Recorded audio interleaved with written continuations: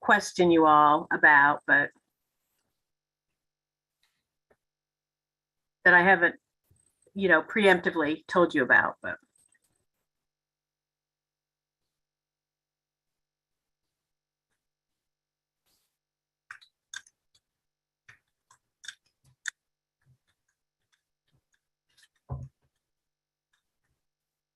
Okay, we are live on YouTube, so we can start the meeting.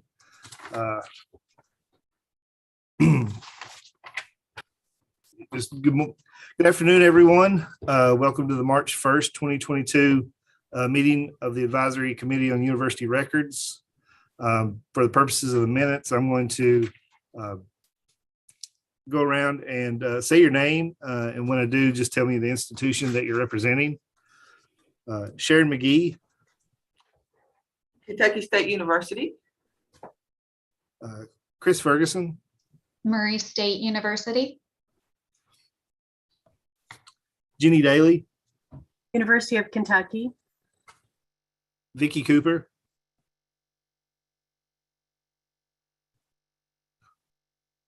Sorry, I was muted. Northern Kentucky University. Dieter Ulrich. Morehead State University. Carrie Daniels.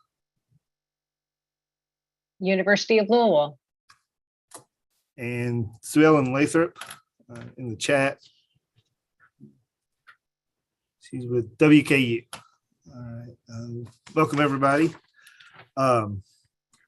So on the approval of the minutes from the previous meeting, I will say there was no chance to prepare the minutes to send to everyone in a timely manner. So therefore, the minutes for the December meeting and this March meeting will be sent out prior to our next scheduled meeting so that they both can be approved at that meeting. And I do apologize for the delay in that. And just a quick word, an update from the ad hoc group that has been meeting. So the ad hoc group did not meet for this quarter. And since that, the December committee meeting, we had a number of reasons. First is the holiday season. That wreaks havoc on the schedules there with the end of the year. And then second, I took some extended FMLA leave in January. So I was out for that time. And Jenny retired at the end of 2021.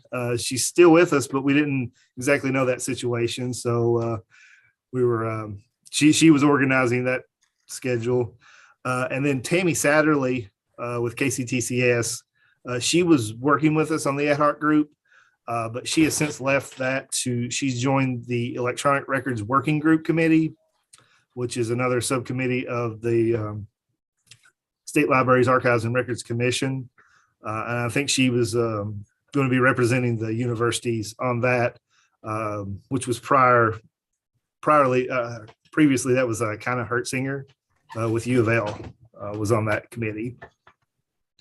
And so just with everything up in the air that way, we didn't have a meeting this quarter, but we plan to take up the ad hoc group later this month and get back to work on that. I know that there's myself, Jenny, and Ashley. If anybody else would like to join, you can volunteer. Just let me know. We'd love to have, other people working on that. It's a lot of tedious work, but looking back on what we did last year, and one of the reasons why I said, let's just take a break for a couple months, because we actually got a lot of good stuff done and house cleaning, and there's still more stuff to question. So there's more work to do, but if you find that kind of work satisfying, improving the retention schedule, we'd love to have another couple bodies on that. And I'll eventually have to be rotating off when UK figures out where they're going to put the university records manager position. So just to have more bodies on that committee would be really good. Yeah, and I know she's not here today, but I do want to thank Tammy for her time and her efforts on that. It was greatly appreciated.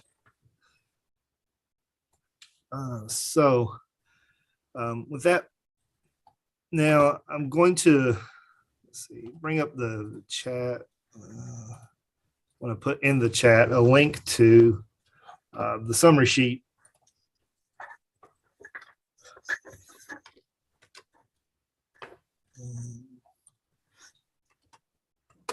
All right, for everyone. I'll share my screen to give us a look at this.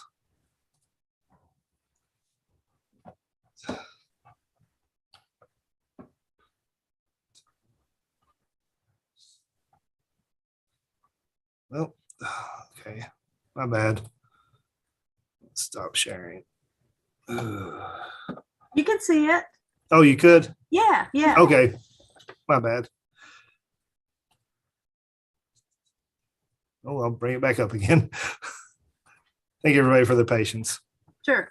It's up.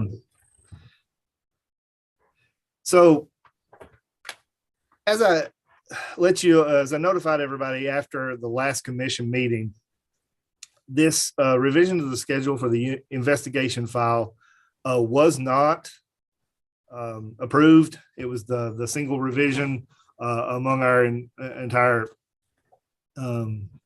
body of revisions that we had for December that wasn't approved. And it's, again, the one that we've been going over now for a while. Again, with the quarter, I was unable to make any progress on this, other than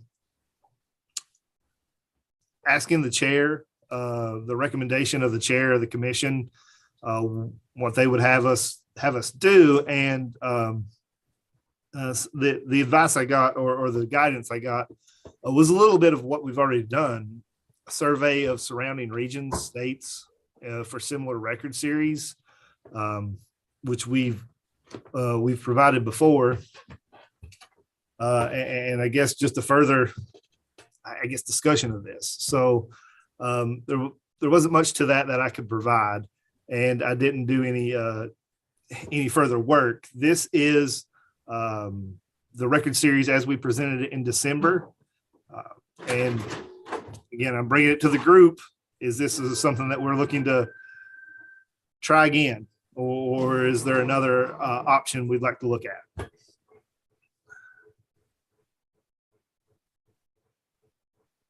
I will just, I'll pipe up and say, I don't think that there's a problem with the way that it's written. It incorporates some federal law related to Title IX.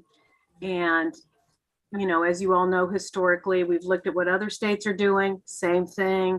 We've talked to different people around campus, and they're saying that this is fine, and they already follow this federal mandate. I think the sticking point, in all fairness, it gets frustrating for someone like me, but in all fairness, we haven't had we haven't had very many robust meetings of the next advisory group level. And I think the discussion of one person or two people around whether these files should be kept longer takes up a lot of the energy in the room, and it just stymies the discussion and people's awareness of it. And I think this is well-meaning and well-intended, and it's not intended to stop this from going forward. It's simply one or two people expressing their opinions.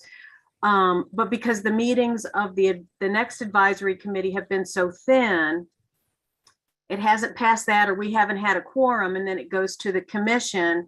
And at the last commission meeting, the comments from one of the advisory committee members, I mean, she raises good points, but we need to go ahead and get in line with the feds on this. We need to do that. And she's just saying it might be longer, but I think she just sucked a lot of the energy and a lot of the knowledge and awareness, and people on the advisory commission just really didn't know, how to come back and do any research or talk about it intellectually. So they were just deer in the headlights.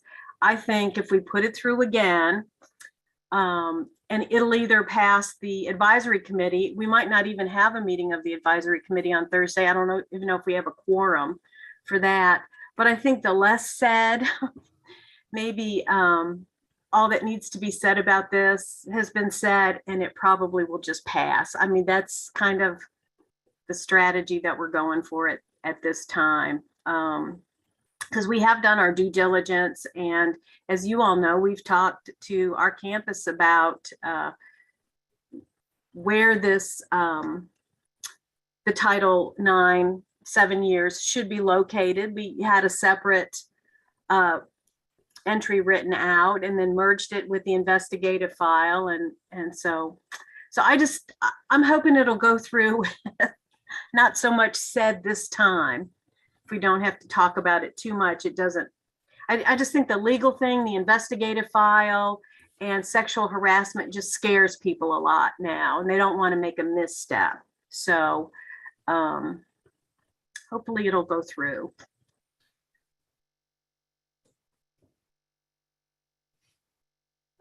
I don't know what else we could do, so. Yeah. But I guess with this committee's approval, I will proceed to escort this to the next level and present it again. We'll join the discussion again. Sue Ellen, yes. Okay. I will stop sharing. Yeah. And Sue Ellen makes the point that emphasizing we were within the statutes with the retention. Sue Ellen, that point has been presented, and I think that point has been presented redundantly, just again and again. This is, we're even increasing because if a university is looking at this right now, that and putting them under investigation files, the retention is at 6 years, and that's not meeting the federal minimum. We're trying to raise the retention to meet that federal minimum. So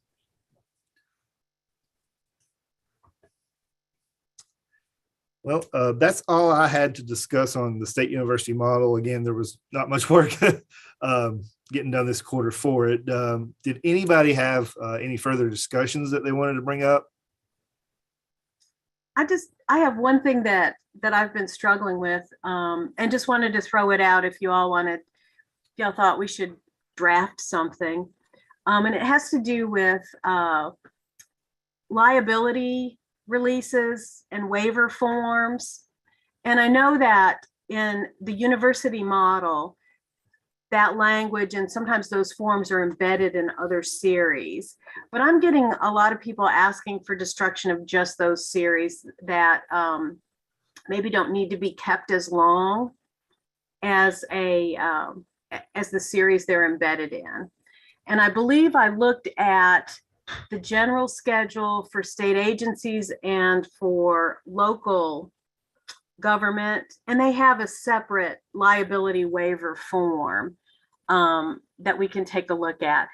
So for instance, some of the things that I've come up against is like for the chemistry labs, the students sign a liability or waiver form that, you know, if they get hurt while they're doing experiments, they're not going to sue the university or something like that.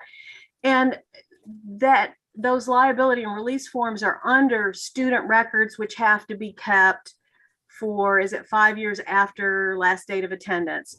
But apparently these departments keep these waiver forms in a separate, they don't embed them with the student records. It's just a separate file like Chem Lab 101 liability forms, or, you know, Music Lab 201 liability form. They keep them separate, and maybe they can be kept for a shorter amount of time. And it's really hard to track if you keep a separate file of liability waivers separate from the student record to know whether that student has graduated or their last date of attendance to apply the kind of retention that you would like with a student record. It just becomes so cumbersome. So I've been destroying them using reference and informational material. And I don't think that's a good, I'm using that that entry very elastic. I'm really stretching it. I feel like we should have one for just waiver forms. Another place where waiver forms are coming up, liability waivers, are with a lot of programs, maybe something run out of the College of Education, and they have some sort of grant program, and the kids that they're working with have to sign a liability waiver when they're using a certain kind of crayon or mud or running around a playground or something like that. And so those actual grant program files have to be kept a lot longer than maybe the liability waivers. And once again, they're kept in a separate file. They're not kept with the rest of the program records. So I'm just wondering what you all think. If you want to take a look at perhaps adding, waiver forms or liability waivers to the university schedule. And I can send around what it looks like on the other schedules. But if you think it's useful or worthwhile to, sort of start that discussion, just throwing that out.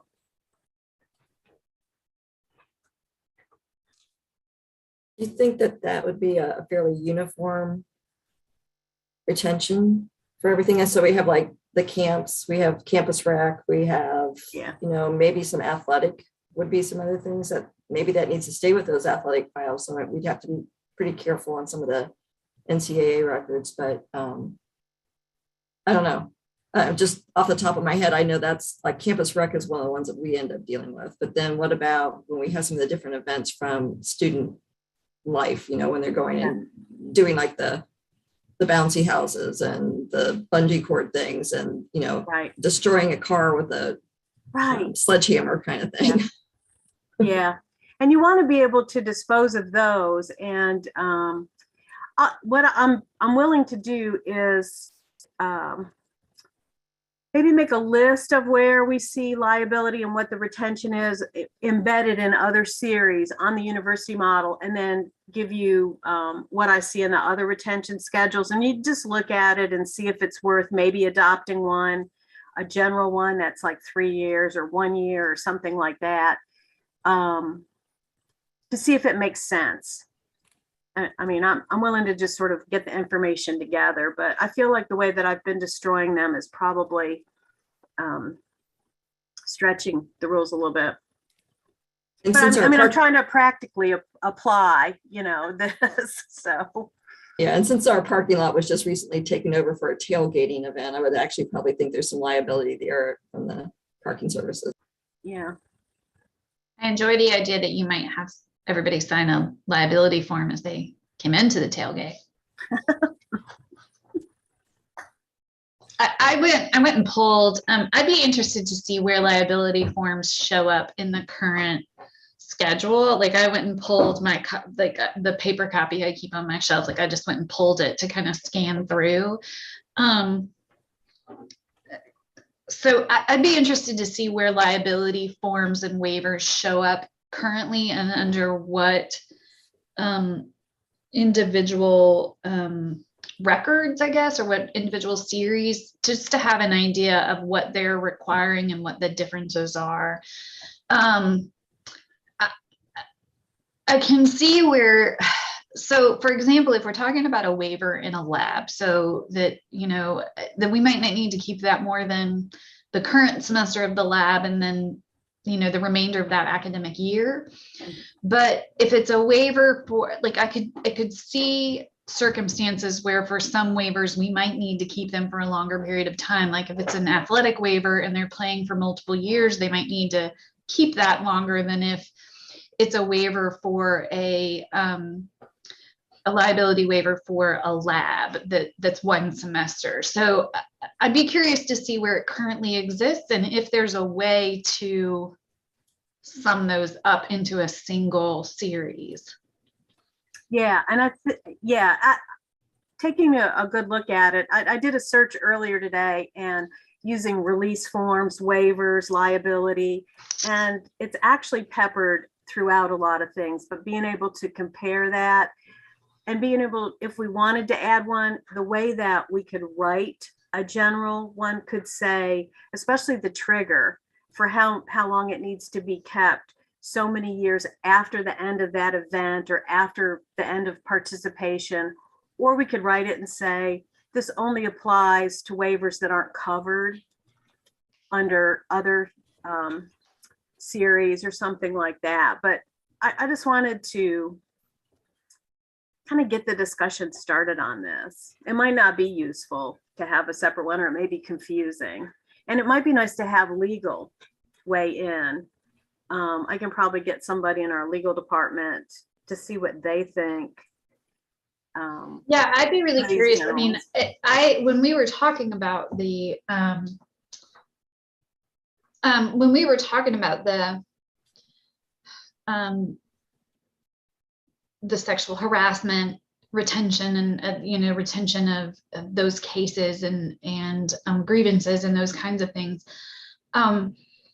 I talked to our university attorney, so I'd be interested to kind of see if, once we took a look at it, where he fell on this and what his thoughts were on a general policy or retention policy for these, or whether or not there are certain things that he's like, I just need to have those, or yeah. So I And will, would you think that legal would be involved in actually writing these waivers for all of these different programs or something? There's probably, legal probably helped the chem labs write their waiver form. you would hope. Right? I will note in the chat, Sue Ellen has identified the 4 keyword searches on liability. There's 4 instances of it on the current state university model with series U 2000 litigation file, U00483 extra academic program file, and U1705 health and fitness record file. That's for liability. I was looking up just waiver, and there's 16 occurrences of waiver so again, like you were saying, Jenny, you kind of peppering those terms in different places. And on all of these, because they're part of another series, they're just kind of in the laundry list of contents, would have all different kinds of retentions on them. So, but I'm glad to sort of pull it together so we can kind of take a look at it and see if there's an avenue for having a separate entry or not. Mark that down as something to pursue. Is there any other discussion? Hear none, we'll go on to other business. I will note that we've had a change at U of L. Kind of Hertzinger, who's attended these meetings before, has moved on. If Carrie wanted to say anything, I'll let her. Sure, and I apologize. I'm at home. I'm having renovations done. So if you can hear saws and hammers and stuff in the background, that's what's going on. Yes, Kina has moved on. We are conducting a search right now to hire someone new. I was going to say replace her, but I don't think we could. She's pretty awesome. But we are working on hiring someone new. So I'm here temporarily. I will be temporarily filling in, but I'm glad to be here. I filled in in our last interregnum, as it were. So always glad to talk about university records. Thank you. I will say with session going on right now, I did ask if there was any bills that we needed to track, and I didn't get any that we needed to be notified of right now. But as session goes on, if there are, we'll certainly make note of those and let everybody know how it goes. That's all I had for other business. If anyone else has anything they'd like to say.